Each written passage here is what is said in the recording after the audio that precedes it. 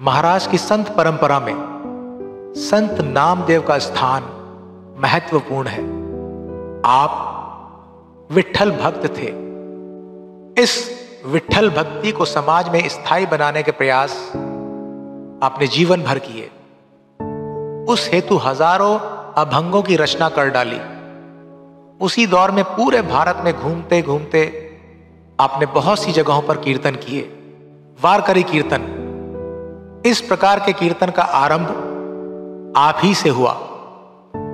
महाराष्ट्र में आप एकमात्र ऐसे संत हैं कि जिनकी अभंग रचनाएं सिखों के गुरु ग्रंथ साहिब में भी समाविष्ट हैं। ऐसे इस महान संत के जीवन में से एक घटना मैं आपको बताना चाहूंगा। संत जनाबाई, ये आपके घर की दासी थी। उसका जन्म वंचित समाज में हुआ था। फिर भी संत नामदेव महाराज ने उसे पढ़ना लिखना सिखाया। उसके हृदय में विट्ठल भक्ति की ज्योति प्रज्वलित की। संत नामदेव महाराज के प्रभाव से वह कवित्री बन गई। उसके मन में अपने गुरु के प्रति प्रेम और आदर था। यही प्रेम और आदर उनके एक अभंग में दिखाई देता है। संत नामदेव एक बार बाहर से घर लौटे। अब आपने क्या देखा? घर का रूप स्वरूप पूरा पलट गया था।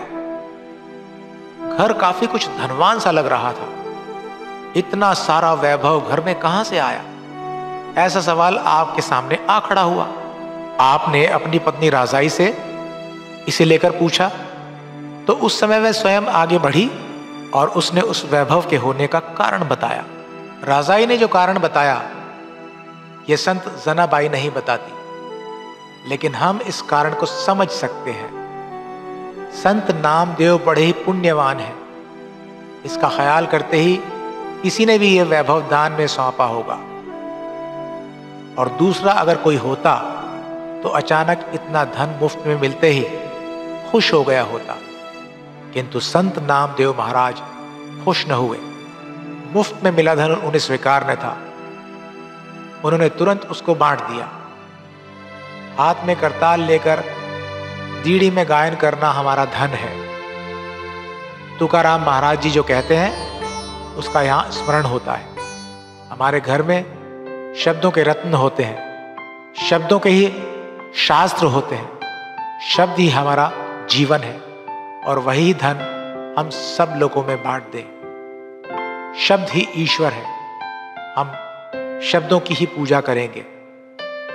अपने गुरुदेव की यह प्रमाणित सच्ची वृत्ति को देखते संत जनाबाई को आनंद हुआ। ऐसा वे खुद ही कहती हैं। ऐसा आश्चर्य देख के जनी आनंदित हुई। ऐसे प्रामाणिक सच्चे लोग ही सही मायने में आदरणीय, वंदनीय, सम्माननीय होते हैं। संत तुकाराम भी इसी धर्म के तनिक भी द्रव्य लोभी न थे। उसी कारण संत जनाबाई के मन में अपने गुरु को लेकर श्रद्धा, आदर भाव होना सहज था।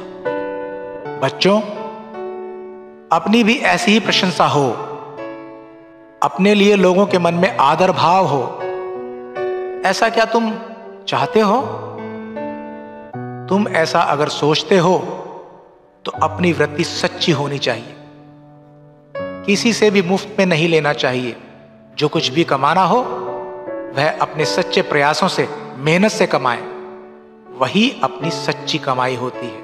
वह कमाई चाहे कितनी भी कम हो, उसी में संतोष करना चाहिए। जनाबाई के गुरु नामदेव, मगर नामदेव के गुरु कौन? उसी गुरु खोज की कहानी है ये। एक बार आलंदी में नामदेव, गोरोबा कुंभार, निवृत्तिनाथ, मुक्ताई, ऐसे बहुत सारे भक्तजन इकट्ठा हुए। मुक्ताबाई ने गोरोबा कुम्हार से कहा, काका आप हमारी सबकी परीक्षा लें। गोरोबा जी ने सबको बैठने के लिए कहा और सबके माथे पे डंडी लेकर मारने लगे और कहने लगे, ये मटका पक्का है, ये कच्चा है। अब जब नामदेव की बारी आई तो उनके माथे पर भी डंडी मारी गई। वो सह न पाए। तब गुरुबा ने कहा, अरे ये मटका तो कच्चा है। अरे भगवान मेरे हाथों से भोजन प्राप्त करते हैं। इस बात से नामदेव को थोड़ा अहंकार उत्पन्न हुआ था। उन्हें बहुत क्रोध आया और वो वहां से दूर चले गए। ज्ञानदेव ने उन्हें शांत किया।